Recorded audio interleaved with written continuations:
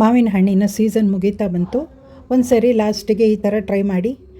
ಒಂದು ಮಾವಿನ ಹಣ್ಣು ತೊಗೊಳ್ಬೇಕು. ನಾನು ಮಲ್ಲಿಕಾ ಮಾವಿನ ಹಣ್ಣು ಒಂದು ತೊಗೊಂಡಿದ್ದೀನಿ. ಯಾವುದಾದ್ರೂ ತೊಗೊಳ್ಬೋದು, ರುಚಿ ಇರಬೇಕು, ಹುಳಿ ಇರಬಾರ್ದು. ಪನ್ನೀರ್ ತೊಗೊಂಡಿದ್ದೀನಿ. ಒಂದು 4 ಸ್ಪೂನ್ ಶುಗರು, ದಪ್ಪ ಹಾಲು, ಕೊಬ್ಬರಿ ತುರಿ ತೊಗೊಳ್ಬೇಕು. ಜಾಸ್ತಿ ಎಲ್ಲ ಏನೂ ಬೇಡ. ಒಂದು ಮಾವಿನ ಹಣ್ಣಿದ್ದರೆ ಮನೆಯಲ್ಲೇ ಮಾಡ್ಕೊಳ್ಬೋದು ಆರಾಮಾಗಿ. ಹಾಯ್ ಹಲೋ ಎಲ್ರಿಗೂ ನಮಸ್ಕಾರ. ಎಲ್ಲರೂ ಹೇಗಿದ್ದೀರಾ? ನಾನು ಚೆನ್ನಾಗಿದ್ದೀನಿ. ನೀವೆಲ್ಲರೂ ಚೆನ್ನಾಗಿದ್ದೀರಾ ಅಂತ ಭಾವಿಸ್ತೀನಿ. ಪ್ರತಿಯೊಬ್ಬರು ಚೆನ್ನಾಗಿರಬೇಕು. ತುಂಬ ಸುಲಭವಾಗಿ ಮಾಡ್ಕೊಳ್ಬೋದು. ಹೇಗೆ ಮಾಡೋದು ಅಂತ ವೀಡಿಯೋದಲ್ಲಿ ನೋಡಿ. ವಿಡಿಯೋ ಎಲ್ಲೂ ಸ್ಕಿಪ್ ಮಾಡಬೇಡಿ, ಪೂರ್ತಿ ವಿಡಿಯೋ ನೋಡಿ ಅಂತ ಸಪೋರ್ಟ್ ಮಾಡಿ ಅಂತ ಕೇಳ್ಕೊಳ್ತೀನಿ.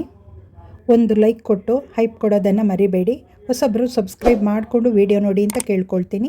ಬೆಲ್ ಐಕಾನ್ ಪ್ರೆಸ್ ಮಾಡೋದು ಮರಿಬೇಡಿ. ಸಿಂಪಲ್ಲಾಗಿ ರುಚಿಯಾಗಿ ಏನು ಅಡುಗೆ ಮಾಡ್ತೀನೋ ಅದು ನಿಮಗೆ ನೋಟಿಫಿಕೇಷನ್ ಬರುತ್ತೆ, ನೀವು ನೋಡಬಹುದು.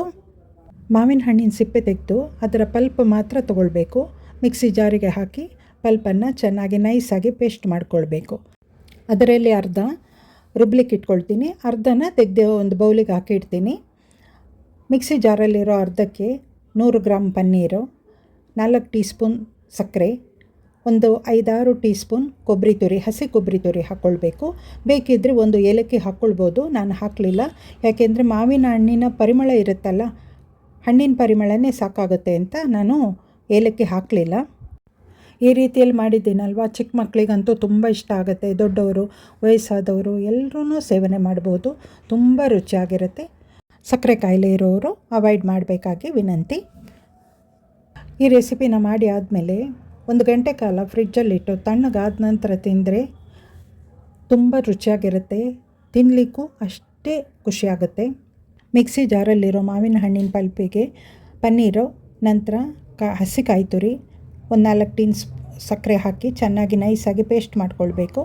ಆನಂತರ ಇಲ್ಲಿ ಹಾಲು ಕಾಯಕ್ಕೆ ಇಡ್ತಾ ಇದ್ದೀನಿ. ಪಾತ್ರೆಗೆ ಸ್ವಲ್ಪ ನೀರು ಹಾಕಿದ್ದೀನಿ. ಡೈರೆಕ್ಟ್ ಹಾಲು ಹಾಕ್ತಾ ಇಲ್ಲ, ತಳ ಹಿಡ್ಕೊಳ್ಳುತ್ತೆ ಅಂತ ಸ್ವಲ್ಪ ನೀರು ಹಾಕಿದರೆ ಒಳ್ಳೆಯದು.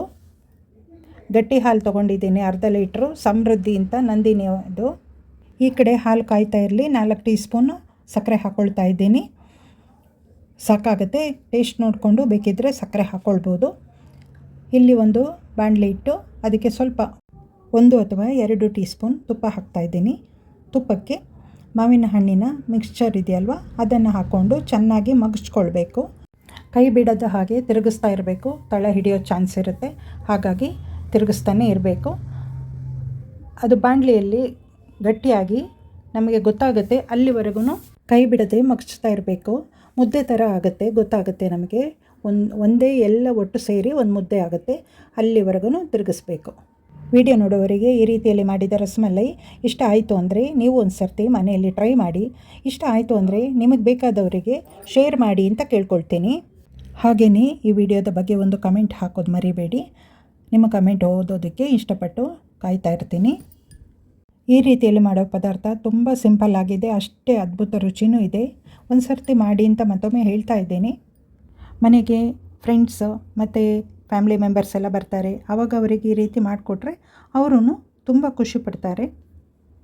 ಹಾಲು ಕುದೀತಾ ಇದೆ. ಫಸ್ಟೇ 4 ಚಮಚ ಸಕ್ಕರೆ ಹಾಕಿದ್ದೀನಿ. ಇವಾಗ ಸ್ವಲ್ಪ ಮಿಲ್ಕ್ ಮೈದಾ ಹಾಕ್ತಾಯಿದ್ದೀನಿ. ಒಂದು 2-3 ಚಮಚ ಹಾಕಿದರೆ ತುಂಬ ರುಚಿಯಾಗಿರುತ್ತೆ. ಮಾವಿನ ಹಣ್ಣಲ್ಲಿ ಎಷ್ಟೊಂದು ವೆರೈಟಿ ಮಾಡ್ಬೋದು, ತುಂಬ ವೆರೈಟಿ. ಅದರಲ್ಲಿ ಇದು ಒಂದು ನಾನು ಮಾಡಿರೋದು. ಇನ್ನೂ ಬೇಕಾದಷ್ಟು ಮಾಡ್ಬೋದು. ಮಾವಿನ ಹಣ್ಣಂದ್ರೇ ಬರೀ ತಿನ್ನೋದಕ್ಕೆ ಇಷ್ಟ ಆಗುತ್ತೆ. ಈ ರೀತಿ ಎಲ್ಲ ಮಾಡ್ಕೊಂಡು ತಿಂದರೆ ಇನ್ನೂ ಖುಷಿ ಆಗುತ್ತೆ ನಮಗೆ. ಫ್ರಿಜ್ಜಲ್ಲಿಟ್ಟು ಸ್ವಲ್ಪ ತಣ್ಣಗಾದ ನಂತರ ತಿನ್ನೋಕ್ಕೆ ಹೋದರೆ ಒಬ್ಬರೇ ಖಾಲಿ ಮಾಡ್ತಾರೆ. ನೋಡಿ, ಇಲ್ಲಿ ಮಾವಿನ ಹಣ್ಣಿಂದು ಈ ರೀತಿ ಮುದ್ದೆ ಆಗಿದೆ. ಇದು ತಣ್ಣಗಾಗಿದೆ, ಚೆನ್ನಾಗಿ ತಣ್ಣಗಾದ ನಂತರ ಇವಾಗ ಸಣ್ಣ ಸಣ್ಣ ಉಂಡೆಗಳನ್ನಾಗಿ ಮಾಡ್ಕೊಳ್ಬೇಕು. ಮನೆಯಲ್ಲಿ ಮಿಲ್ಕ್ ಮೇಡ್ ಇರಲ್ಲ, ಆವಾಗೇನು ಮಾಡಬೇಕು, ಹಾಲನ್ನೇ ಸ್ವಲ್ಪ ಚೆನ್ನಾಗಿ ಕಾಯಿಸಿ ಅದನ್ನು ದಪ್ಪ ಮಾಡಿಕೊಂಡ್ರೆ ಅದೇ ಸಾಕಾಗುತ್ತೆ. ಯಾವ ಶೇಪಲ್ಲಾದರೂ ಮಾಡ್ಕೊಳ್ಬೋದು. ನಾನು ಇಷ್ಟೇ ದಪ್ಪದಲ್ಲಿ ಈ ರೌಂಡ್ ಶೇಪಲ್ಲಿ ಮಾಡಿದ್ದೀನಿ. ಇನ್ನು ಅದು ಜಾಮೂನೆಲ್ಲ ಮಾಡ್ತೀವಲ್ವ, ರೋಲ್ ಶೇಪಲ್ಲೂ ಕೂಡ ಮಾಡ್ಕೊಳ್ಬೋದು. ನಮ್ಮಿಷ್ಟ, ಅದು ಹೇಗೆ ಬೇಕಾದರೂ ಮಾಡ್ಕೊಳ್ಬೋದು. ಉಂಡೆಗಳನ್ನೆಲ್ಲ ಮಾಡಿಕೊಂಡು ಹಾಲಲ್ಲಿ ಹಾಕಬೇಕು. ಹಾಲು ತಣ್ಣಗಾದ ನಂತರ ಹಾಕಬೇಕು. ಉಂಡೆಗಳು ನೋಡಿ 2 ಥರದಲ್ಲಿ ಮಾಡಿದ್ದೀನಿ, ಒಂದು ರೋಲು ಮತ್ತು ಒಂದು ರೌಂಡ್ ಶೇಪಲ್ಲಿ. ಹಾಲು ತಣ್ಣಗಾದ ನಂತರ ಈ ಉಂಡೆಗಳನ್ನೆಲ್ಲ ಹಾಕಿ ಸ್ವಲ್ಪ ಹೊತ್ತು ಹಾಗೆ ಬಿಡಬೇಕು. ಬಿಸಿ ಹಾಲಿಗೆ ಹಾಕಬಾರ್ದು. ನಾನು ಇವಾಗ ಹಾಲು ತಣ್ಣಗಾಗಿದೆ, ಮಾವಿನ ಹಣ್ಣಿನ ಪಲ್ಪ್ ಕಲರ್ ಬೇಕಲ್ವ, ಅದಕ್ಕೆ ಇವಾಗ ಅರ್ಧ ರುಬ್ಬಿಟ್ಟಿದ್ದು ಬೌಲಲ್ಲಿ ತೆಗೆದಿಟ್ಟಿದ್ನಲ್ಲ ಅದನ್ನು ಹಾಕ್ತಾಯಿದ್ದೀನಿ. ಸ್ವಲ್ಪ ಕಲರ್ ಕೇಸರಿ ಥರ ಬರುತ್ತೆ, ನೋಡೋದಕ್ಕೂ ಚೆನ್ನಾಗಿರುತ್ತೆ.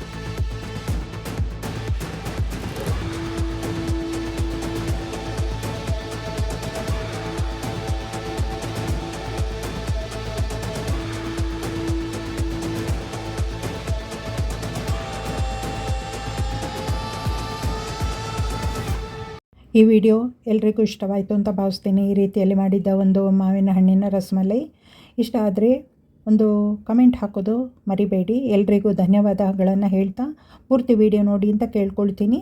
ಮುಂದಿನ ವಿಡಿಯೋದಲ್ಲಿ ಸಿಗೋಣ. ಸಪೋರ್ಟ್ ಮಾಡಿ, ಶೇರ್ ಮಾಡಿ. Thank you.